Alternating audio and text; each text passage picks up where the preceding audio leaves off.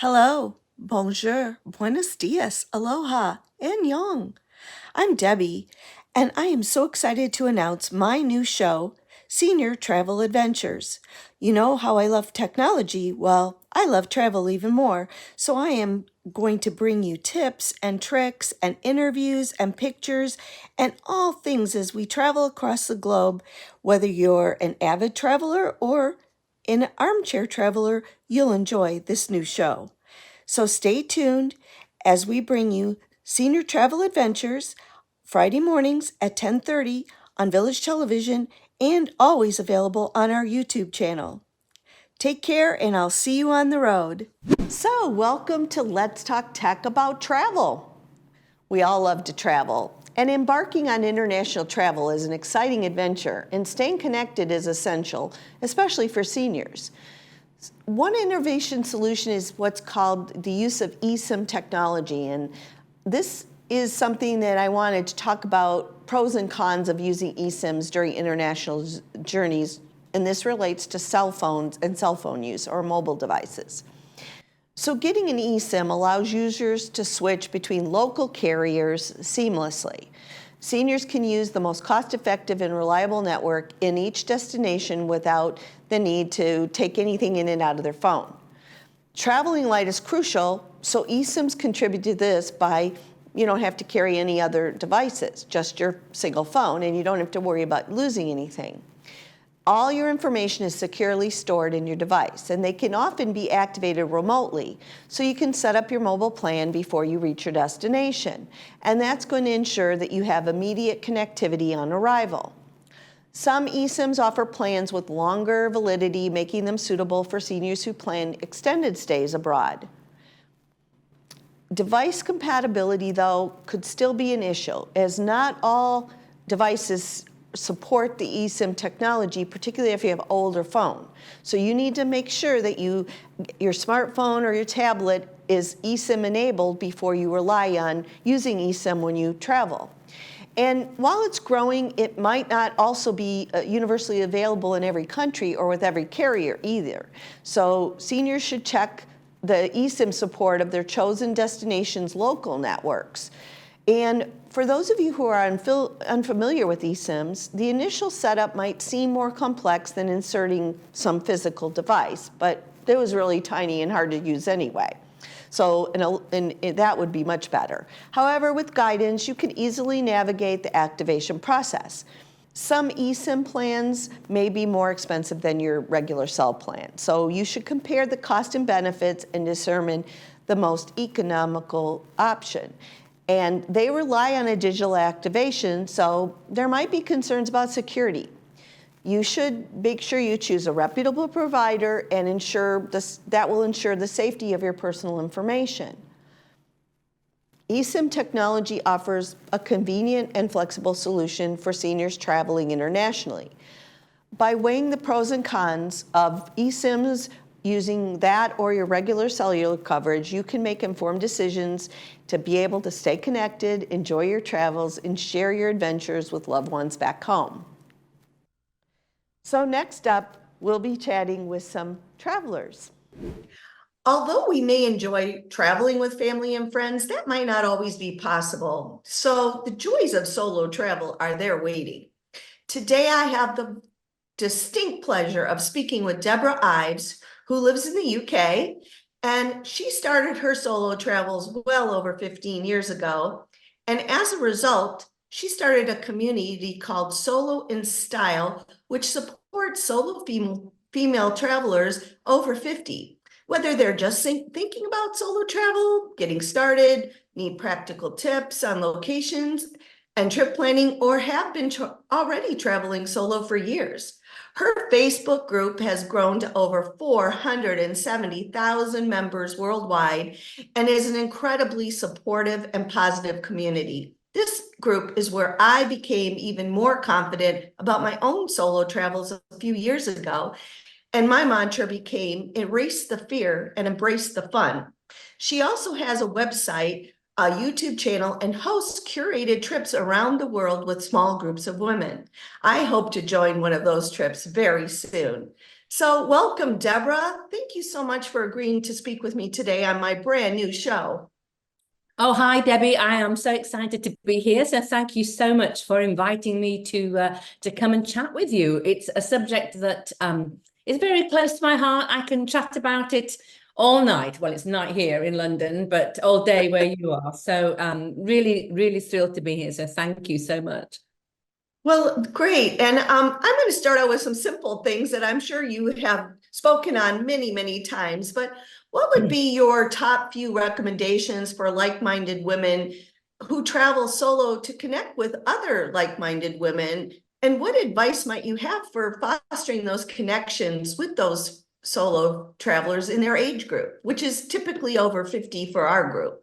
Right, right. So yeah, so I mean, I can really only speak, well, I say I can only speak to the over 50s, but I mean, first of all, the group we're members of, my group Solo in Style, I think I don't know quite how old our eldest member is, not that it matters remotely, but I know there are ladies well into their 80s traveling on their own. So and I do know from reading comments that a lot of ladies are now talking about their daughters or sons or nieces and nephews who are starting their solo journeys quite young. So I think it's becoming something for, probably was always something for everyone, but even more so now. So I think people, when you're traveling solo, sometimes you want to connect with people when you get to where you're going. Sometimes you want to connect with people before you go. And I think the reason I started the group initially was for us all to sort of have a bit of a sounding board, a bit of a connection, a bit of a community. So like you mentioned in the intro, women could connect with other women, could ask for very personal advice, because there are some things that are quite particular, I think, to our age group traveling, especially if you're coming to it at the first time sort of in a slightly sort of older age, which is exactly my situation. I mean, I started doing it when I was approaching 50. So I think there are some very unique things. So it's great to have this community where you can ask for advice, but very particular advice. And Yes, sometimes yes. women want to meet up, and sometimes, they really want to just go on their own. Sometimes they want to come in a small group. But the number of members who share comments along the lines of, I asked for your advice. I've never done this before. I'm 60, whatever. And you guys gave Yes. me the kind of push that I needed to do it. And now I am so glad that I did it. Me, that's me. That is me in a Yeah. nutshell. I reached out to the group and they were very encouraging, and I couldn't wait to share after I came back how wonderful it all was. But one of the things that I read a lot is that they're very nervous, and most people are very hesitant on embarking on these solo travel adventures. And is there any like words of wisdom that you can give to those people that are experiencing that lack of confidence to gain their confidence? I mean, yeah, and this comes up a lot in the group, and I think I did a couple of tutorials on kind of how to get started with some really practical tips on, how to choose a hotel or a place to stay, where to go, etc. But I think the overwhelming advice that comes from within the group and that I would give is to kind of start small. If Right. you're feeling a little, if you're feeling like you want to dip your toe in the water, go somewhere local. Just travel in your own sort of backyard and just experience being on your own. You don't have to kind of jump in with a transatlantic flight or 6 weeks trekking somewhere. I mean, you can really just do a weekend here or an overnight there. And That actually brings me to my next question when you oh, talk right, about the 6 week tour. So solo travel can take many shapes and forms, right?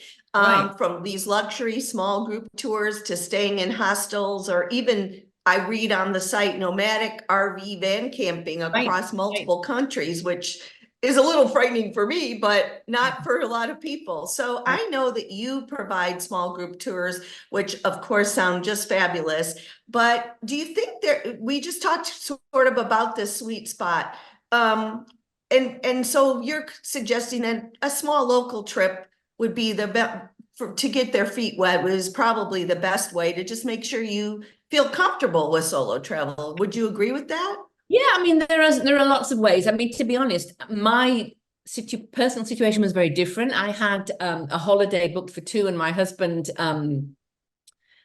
decided that he was leaving the marriage, and so there I was with two tickets to 3 weeks in Malaysia, trekking to Borneo, seeing orangutans.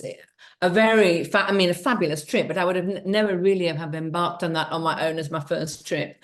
But I was just too mean to lose a deposit. I'm like, I'm going, and I'm going on my own. And it was absolutely amazing. So that was kind of one extreme. Another way are small groups. Some ladies just like to have everything organized for them. They turn up in wherever the meeting point is, and then they're in a group. In the case of our group, they're ladies from our group who you kind of know are going to be like-minded. And I mean, people use that a lot, but in similar situations. A lot of ladies cruise. I have never cruised. It's not something that really appeals to me personally, but a lot of ladies cruise, and they see that as a fantastic way to start traveling solo. Volunteering, Right.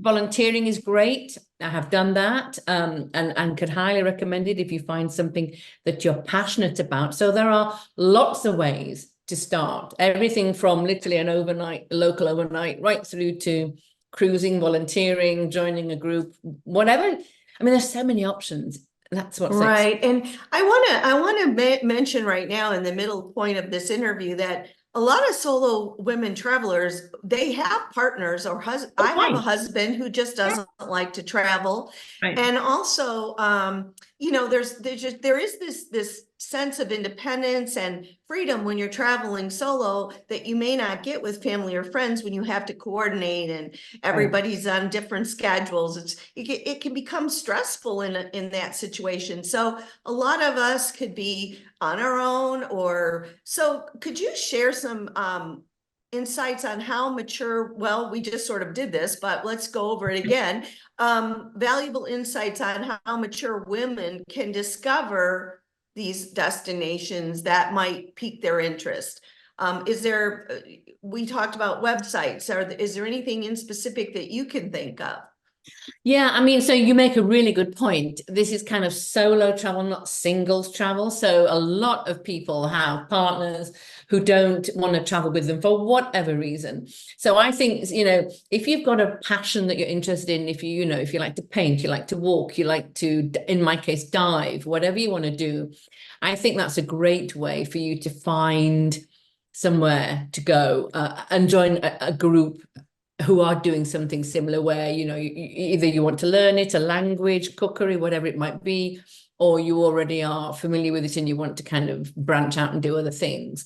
So the pandemic really changed a lot of things travel wise, but it appears Right. that mostly it's forgotten, and as such, prices are really increasing from tours to airfare to everything. Do you have a suggestion on any way for a solo traveler to save money? Yeah, I mean, there are quite a few ways that you can travel where you're not spending big bucks. I mean, one thing that I think is a fabulous way is house sitting and pet sitting. It's the same kind of service. So there are plenty of platforms that you can go on where you can offer to pet sit or house sit all over the world. And lots of ladies in the group do that as an option. So you're not paid, but you get your accommodation free of charge. You may have to look after a couple of cats or walk a dog or whatever. And Yeah. one, I really wanted to go to Rio de Janeiro, but that was one city that I was a little bit nervous about doing on my own. So I decided to volunteer. So I volunteered to mentor some young entrepreneurs, and then I got my accommodation was included in the package, and it was an inexpensive way for me to really experience Rio, which was absolutely amazing. And I think you've just got to shop around, go out of season. I mean, that's the other big one. If you don't Mhm. have to stick with holidays for children's holidays or children's vacations, avoid, the peak seasons, go shoulder seasons or even out of season completely.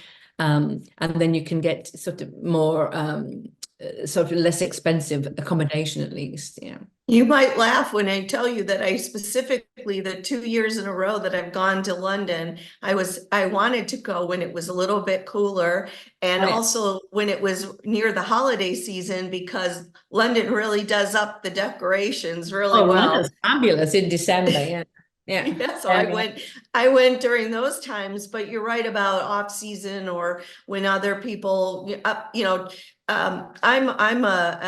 in my real world job, I'm an educator. Oh, So for okay. me, the volunteering sounds great. I'm a adjunct professor at a university here. And so I'm fortunate because I can work wherever I go. I Brilliant. haven't tried it yet, but I'm going to try because I was always worried about the internet. And I need the internet. But now over the last few years, it's become Yeah. there's not the issue any. Internet's everywhere and it's very Right. good. So Yeah. Oh, um, absolutely. And again, this has come up quite a lot. There are lots of other websites. One's called Workaway, and I think that's where yes, you offer to work. It might be on in someone's garden or whatever, and you get accommodation. I mean, there's a lot. You can be very creative, I think. right. If you're trying to kind of save some money along the way. So that also is another thing I see that comes up is safety, which is a top priority. Do you have any practical tips or strategies that you might recommend for a safe and enjoyable solo experience for mature women like us? Yeah, I mean, I do feel sometimes that there's quite a bit of scaremongering about, I travel the underground, it's called here, but the tube in London all the time, over, morning, noon, and night. And yet when I read sometimes in the group, they're like, oh my goodness, if you go to London, do not go on the underground, it's not safe. Of course, you have to be sensible. You have to keep your possessions, on your close to your body. You don't have your phone in your back pocket. You don't have your kind of wallet, your bag or your purse or whatever open. But generally speaking, I think, you follow your gut instinct and you know where is safe. Always letting people know where you are. I think if you're depending on where I'm going, I'll choose different accommodation depending on how Right. comfortable I would feel. If I'm going in a city, I would maybe be comfortable in an Airbnb but if I'm going to a place I don't know very well, I might want to go to a hotel where at least I have, somebody at reception, concierge, somebody that I can sort of, or whoever runs the hotel. Lots and lots of kind of practical tips on things like wearing, money belts under your Right. armpits, Yeah. all of those kinds of things. I don't personally carry alarms or locks or lots of things that are legal in other countries. You need to check where you're going. Mace, for example, not legal in the UK, so please Well, don't. can't take it on a plane either. So No, we would, exactly. yeah. So all those things, you've got to watch. But I can honestly, I'm just trying to think if I've ever had an experience where I felt really unsafe. And But you do have to just be very, I think it's just like the States or anything. You just have to, if you're in a big city, you just have to be aware of your surroundings. And yes, there are technology tools, location trackers and things that you could carry and you could be connected with family and friends. I think Right, that's a big point, making sure that that people know where you are, have a check-in time, right, things like that, so that if there was something, it would be, and this is again on strictly when you're totally on your own. right, I've gone both ways. I've gone on my own, and then I also have gone on tours right, and I will tell you, I went on the tours because of the safety and security right, aspect of a tour. right. But I felt really good about it because I met a lot of people, but I knew that there was somebody always looking out for me. So again, it's a personal preference, and I think it's something that you just have to build over your travel. Going back to us saying about starting small and local, another good way is to join a tour, Right. because that way you do have everything Hey, squared away for you, and you're absolutely. not as nervous, and then maybe after that you gain the confidence. Exactly. So we Yeah. talked about some challenges, but have you had any specific challenges and that you've overcome? Maybe now you're very experienced at it, but maybe early on, and how did you overcome them or Yeah, navigate I them? mean, oh gosh, yes. I mean, my first trip, I was so sort of thrilled with myself that I'd done it. My second trip was an absolute disaster. I went to Argentina. I would actually love to go back now, sort of however many years, 10 or however many years on more, to do it again now with a bit more confidence because I went to this huge city. I went to Buenos Aires. I didn't speak any Spanish, not a word. I stayed in a tiny hotel, so there was never anybody around, no one on reception. I couldn't ask anybody anything. Nobody knew where I was. I had decided I wanted to go and tango there for some reason. I had taken tango lessons in London. I mean, oh, I don't know. Anyway, I was miserable. I did walk around. I did eat out, but I felt uncomfortable the whole time. Didn't talk to anybody. Kind of just it wasn't great at all. Oh, and another one was when I once dropped my passport in Manila airport, and I didn't know I'd done that. And I flew from Manila. I hopped all the way across to some tiny island to go diving. And when I got there, they said, "Can we see your passport at check-in?" And I couldn't find it. I thought, "Oh my God, I've dropped it."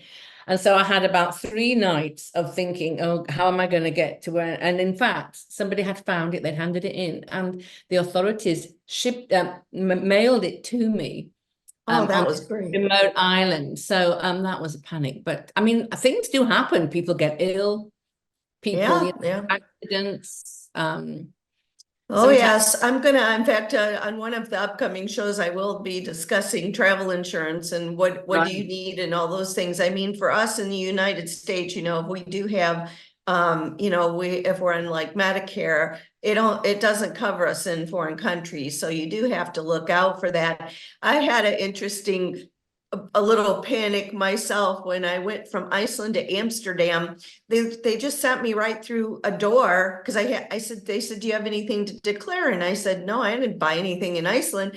And they said, "Well, go through this door." And I go through the door and I'm out in the main airport. And I'm like, "Wait a minute, no one did my passport." Oh my And God. so I was in a panic about it, but it turns out that I didn't have to because of they have the certain countries have I think it's called Shingren, and Right, you right. can, Yeah, yeah.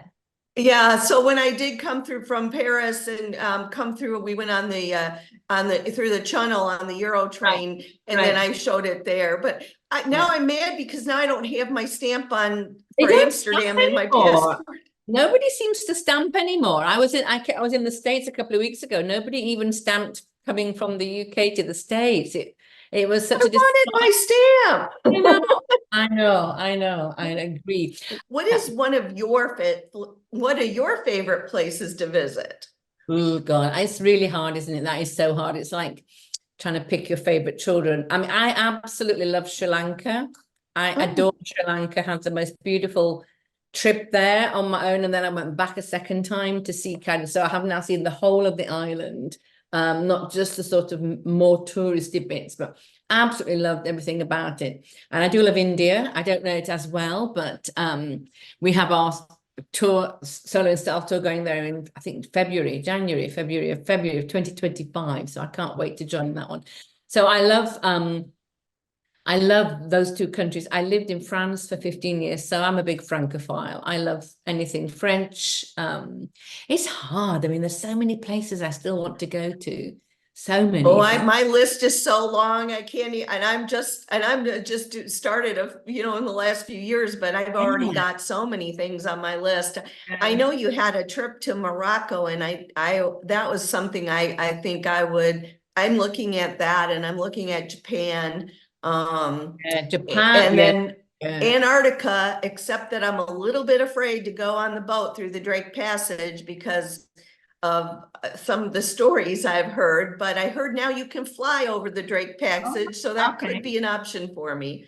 Yeah. Yeah. Well, our time is, we've had a wonderful time, Oh but I gosh. can't believe we're already at our Yeah. time. Yeah. Yeah. Um, but thank you so much. I want to tell you how much I appreciate your website Thank and you. appreciate your Facebook page because it's been a life changer for me. And and actually to the point where now I'm doing this on my own, where I have my own television show and my YouTube Yeah, look at channel it. I about mean, senior yeah. travel. Oh, it's so great to hear because I mean, it has been quite a lot of work. I mean, I've done it as a passion project. So I work full time as well. So it's like hours of looking through the posts and, and so I get to read everyone's comments and not the comments, everyone's posts at least. Right. Um, so so that's a real positive for me too. But thank you so much for inviting me to chat with you, and good luck with your show as well. I'm sure it'll be a huge success.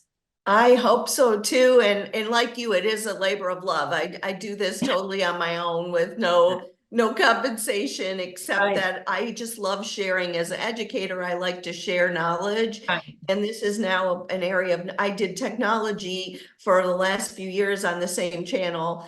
And but now I want to share my travel fun. Fabulous, fabulous. Well, good luck. I'm sure, as I say, it will be a Oh, huge success. thank you so much. And you have a good evening there in the UK. And maybe someday we will actually get to see each Yeah, other if you're face ever to in London, face. let me know for All sure. right.